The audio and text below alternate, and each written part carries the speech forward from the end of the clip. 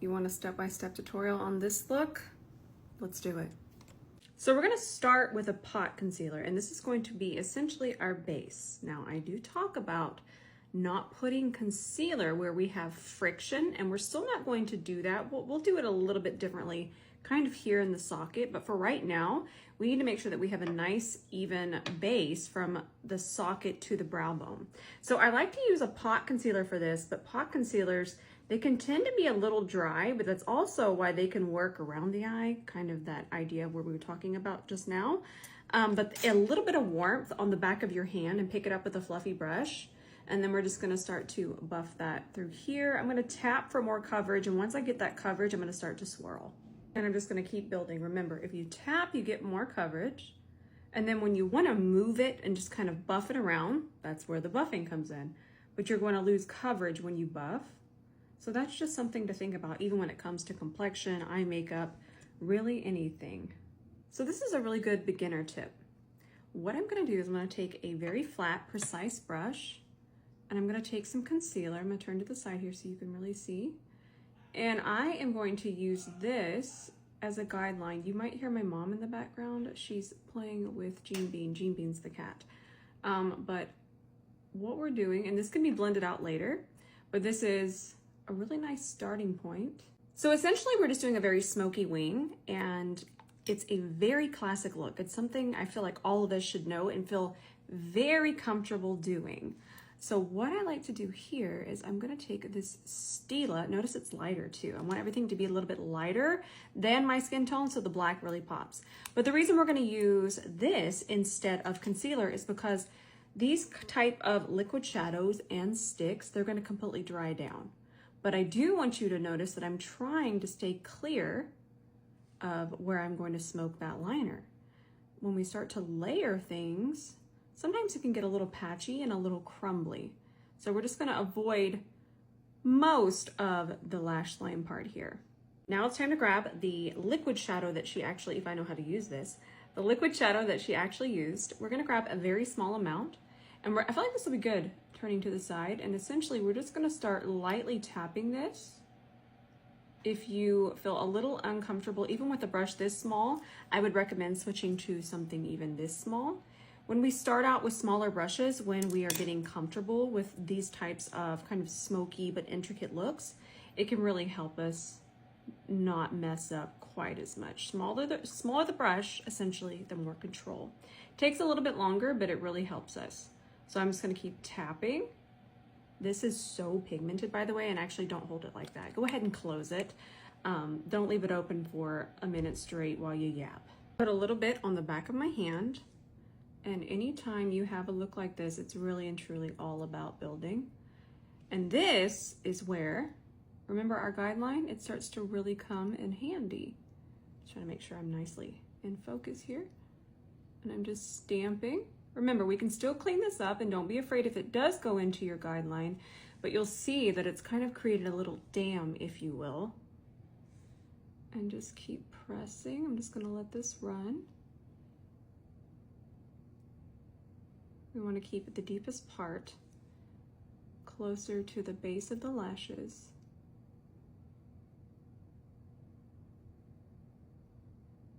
Still using that same exact liquid shadow, and we're just gonna start to push it up through here. Kind of has this little bit of a hump here. No better way to describe it. Just keep tapping it. And now we're gonna start to get that diffused blend. Don't be afraid of losing depth at the lash line. We can always add that later for the contrast.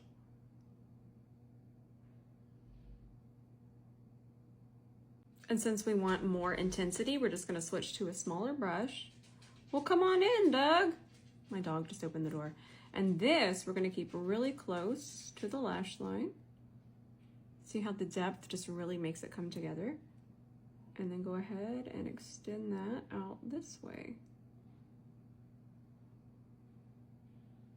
I'm gonna take a little bit of this taupe shadow, and instead of going here, we don't wanna go close to the lash line. We wanna keep that nice and dark. We also didn't wanna put it there. We can fix that. And then, it's my first tutorial. I'm gonna take that and just lightly tap above it. just to add a little bit of softness and transition. Remember the fluffy brush that has the shadow on it, just go ahead and tap over that. It was a small amount.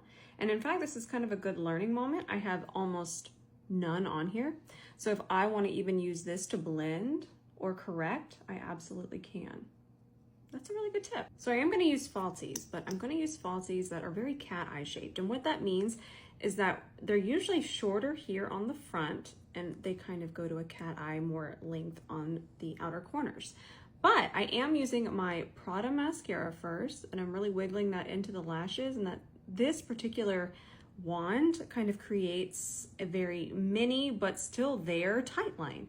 And essentially what that is that's really filling in any kind of gaps in the skin that might be visible with black. So, and one more tip is whenever I'm wearing a lash that is that kind of cat eye style, I do still take a little bit more time on the inner lashes, like so, just to make sure that they are nice and coated and separated. This is one of my favorite cat eye styles, and these are actually the self-adhesive lashes from Lily Lashes. The style is called Trendsetter, but I am going to get these really close to the lash line. So what I need to do is let them wait for just a second. See how wonky that is? That's okay for now, because if we come back in about 10 seconds, which I want to count out here, but I try to do these clips in a minute long. That way they'll fit on stories too. I know. Let's just say that was 10 seconds, but I'm going to tell you, and then we're going to start to clamp it onto the skin, not onto the lashes. And then we should be good to go. Perfect. I'm going to clean up with the same pot concealer, this one right here, and you'll see that our guideline worked really, really nicely. We do want this to angle up as much as our eye shape will allow. Just go ahead and tidy a little bit. If I needed to tidy more than this, I would use micellar water. And the reason why is that if I try to add too much of this on top of black, it's essentially going to turn gray. But I think we're going to be just fine here. Nice and cleaned up. Now let's get ready for the bottom, and that is where we will want micellar water. And I'm going to go ahead and do this before I even do any kind of concealer. So a little transfer tip for you. We're going to take, remember this liquid eyeshadow? Remember how I said once they dry down, they don't transfer? We're going to take a wispity wisp of this. So when we want a wispity wisp, we want a fluffy brush, and I have it on the back of my hand. I'm taking the smallest amount, but we're going to look up and go ahead and place this where the liner is about to go. And this kind of acts as a little bit of reinforcement, because concealer around here can sometimes, and we will use this to clean up as well after any kind of micellar water in case we have mess ups.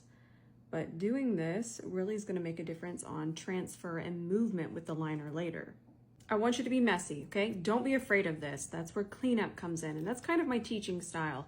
It's more about knowing how to clean up than it is getting it right immediately. Isn't that life? E26, which is sold out at the moment, but that's okay. It will be back soon. What we're gonna do is, you see where the eye sticks out the furthest? You might not see it. Go ahead and feel it right there. What I want you to try and do, and I'm gonna try to look straight ahead. I'm actually not even able to look into a mirror if I do this, is I want you to draw a line extending this way and this way, but we're using our shape of the roundness that I'm feeling. Here, I can touch this side. That roundness I'm feeling as the guideline. From there, all you have to do is just let the brush or the liner, whatever you're using, do the work. But just always remember, we have cleanup as a fallback. So see how chunky that is? That's okay.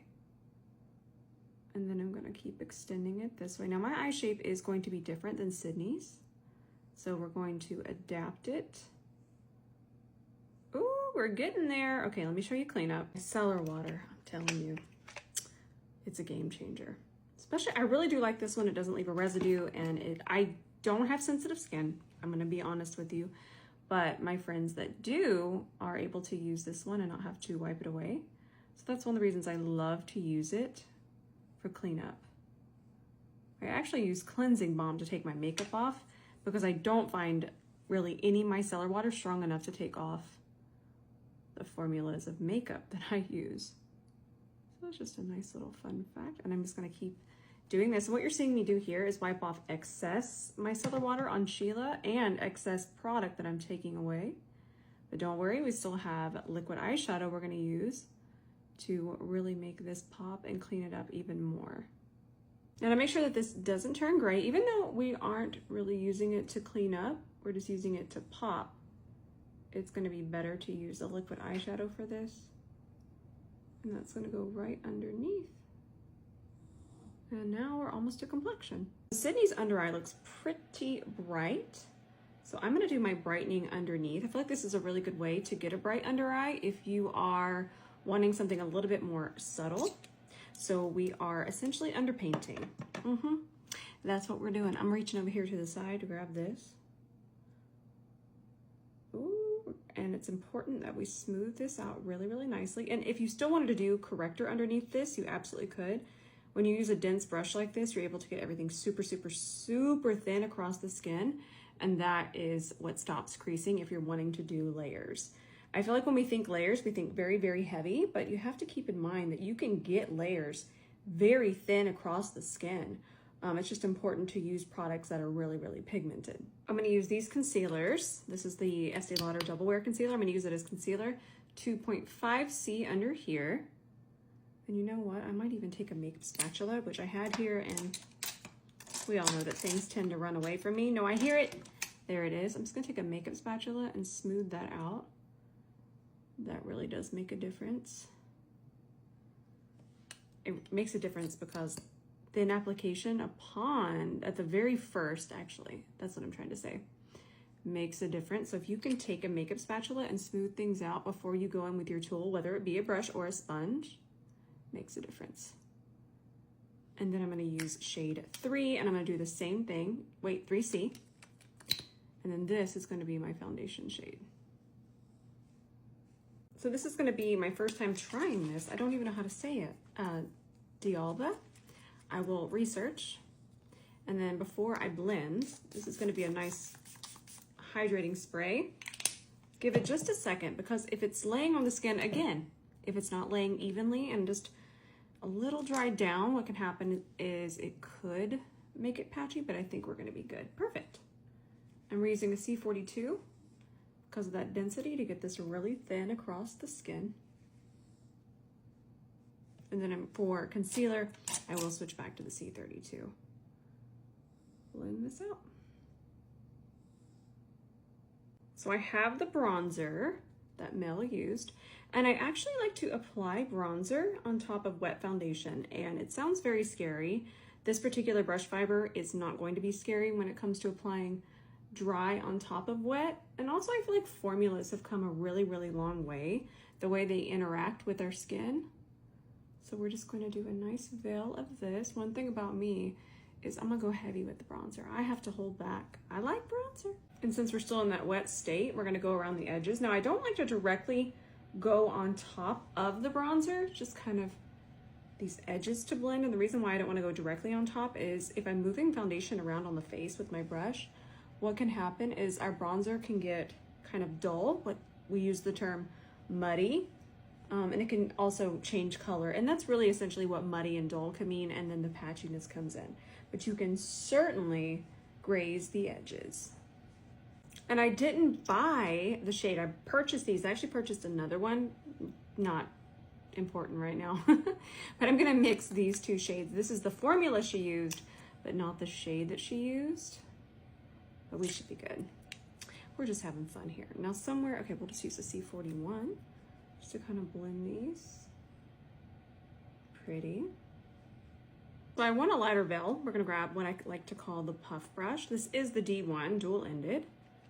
But think of this side more as a puff. I'm gonna press first, like we do a puff. And once we get it all set, then I'm gonna do some buffing motions for the rest of my face. I'm just gonna pick this up. You kind of press where you want the heavier set, and you're still not going to get the same heavy set of a puff due to the fibers. And then I'm setting around, and then where I want the lighter set, we buff. So for lashes, I'm still going to use my Prada mascara. Love this one for bottom lashes. In fact, I'm not even looking into a mirror while I'm doing this, or my phone. But the key here to kind of get that separation is to use a lash comb and kind of wiggle through.